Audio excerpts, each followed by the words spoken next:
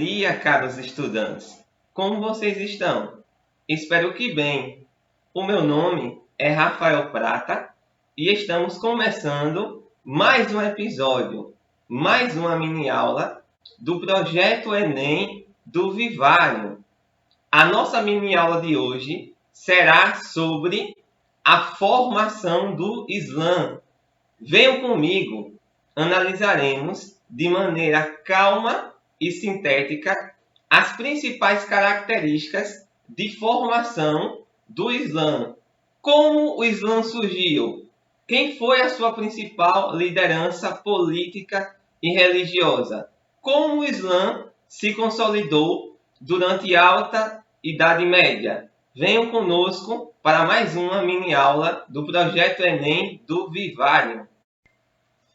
Pessoal, para compreendermos como se deu o processo de surgimento do islamismo na Península Arábica, precisamos retornar bastante no tempo, para o século VII depois de Cristo, a fim de encontrarmos a figura de um homem de negócios, de um comerciante chamado Mohammed, pois este comerciante ele se tornará a cabeça do surgimento do islamismo, a primeira grande liderança político-religiosa do islamismo.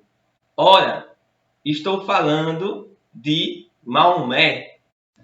Pessoal, vamos falar um pouco, de como Maomé passou a sua infância, os seus primeiros anos de vida. Maomé, ele nasceu em 570 depois de Cristo, em Meca. Ele era filho de um homem chamado Abdalá e de uma mulher chamada Amina. Porém, o seu pai acabou falecendo um pouco antes do seu nascimento, deixando a sua mãe como herança escravos e animais.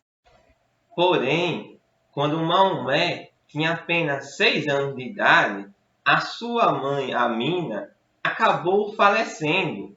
Logo, os seus cuidados foram entregues ao seu avô paterno, chamado Abd al-Muttalib.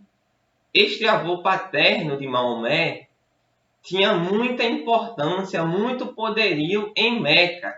Ele era o Sicaia, um indivíduo responsável pela distribuição da água sagrada para os peregrinos. Então Maomé começou a circular ainda pequeno nesse entorno de Meca, a grande cidade do período, onde se encontrava a Caaba. A Caaba era um santuário localizado no centro de Meca, para onde partiam em peregrinação os árabes anualmente. No centro dessa peregrinação estava a busca por ter o encontro, o acesso com a Pedra Negra, que ficava localizada no centro desse santuário. Esse grande monolito negro era cultuado pelos árabes, mas não somente ele, como também imagens de outros deuses que estavam ali ambientados na Caaba. Durante a sua adolescência, Maomé começou a atuar como comerciante, participando das expedições comerciais na companhia de seu tio. E ele também atuava como pastor. Então, foi durante a sua adolescência que Maomé se tornou um típico homem de negócios árabe. Por volta do ano 595 depois de Cristo, este jovem homem de negócios, este jovem comerciante chamado Maomé, conheceu uma viúva rica chamada Khadija, que naquele momento possuía 40 anos de idade e muitas riquezas. Maomé tinha 25 anos de idade.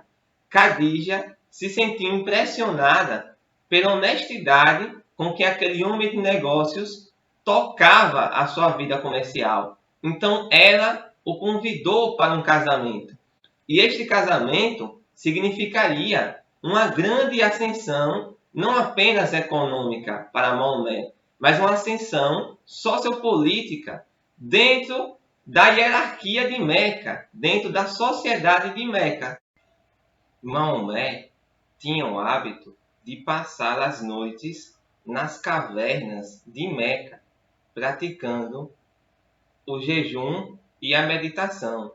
Segundo consta, ele ficava inconformado com a atmosfera de materialismo que reinava em Meca. Então ele procurava esse ambiente de isolamento nas cavernas de Meca para refletir sobre a natureza humana. Bom, numa dessas noites, precisamente no Monte Hira, Maomé teria recebido a visita do arcanjo Gabriel.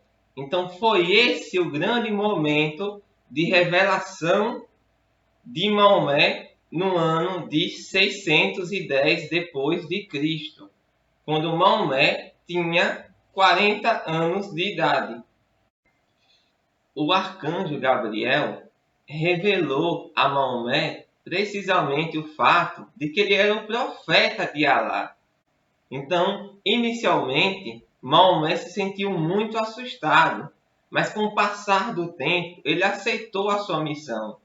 A partir do ano de 613 depois de Cristo, Maomé começou a pregar em praça pública, começou a angariar cada vez mais seguidores em Meca, o que acabou atraindo muita atenção e, evidentemente, que também muitos detratores daquela nova forma de pensar chamada Islã, que nasceria com Maomé, como algo que remontava à submissão a Alá. Então, a partir precisamente de 613 depois de Cristo, quando Maomé começou a pregar em praça pública, quando Maomé começou a angariar cada vez mais seguidores, quando essa submissão à vontade de Alá, esse Islã, começa a se fortalecer, Maomé vai acabar atraindo muita inimizade, pessoas que tinham uma visão política e religiosa diferente da que ele estava pregando. E então, consequentemente, esse Islã inicial passa a sofrer uma enorme perseguição em Meca. Seguidores passam a ser mortos, o próprio Maomé passa a sofrer todo tipo de tentativa de aniquilação. Então, o período que marca 613 a 622 é um período, ao mesmo tempo, de consolidação desse Islã inicial, digamos assim, mas também de bastante perseguição aos seus seguidores. Estas perseguições foram tão intensas e cada vez mais perigosas, tanto para Maomé como para os seguidores do Islã, que a partir de 622, os seguidores de Maomé passaram a migrar de Meca em direção a uma cidade chamada Yatreb, que depois se tornaria conhecida como Medina. Este evento de migração, ou como alguns apontam como fuga, se tornaria conhecida como Hegira ou Hégira e marcaria um momento muito forte dentro do surgimento e consolidação do Islã.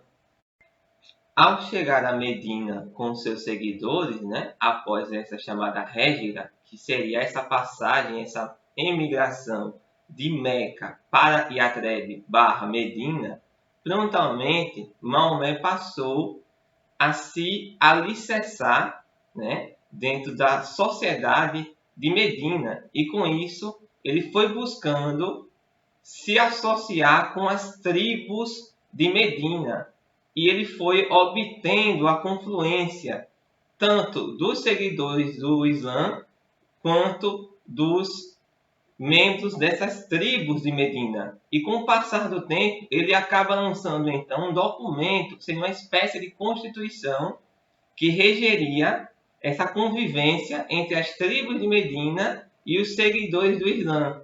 É a chamada Umma. De 624 até 632, quando ocorreu a morte de Maomé em Medina, a Península Arábica se viu envolta a uma série de guerras encabeçadas por Maomé.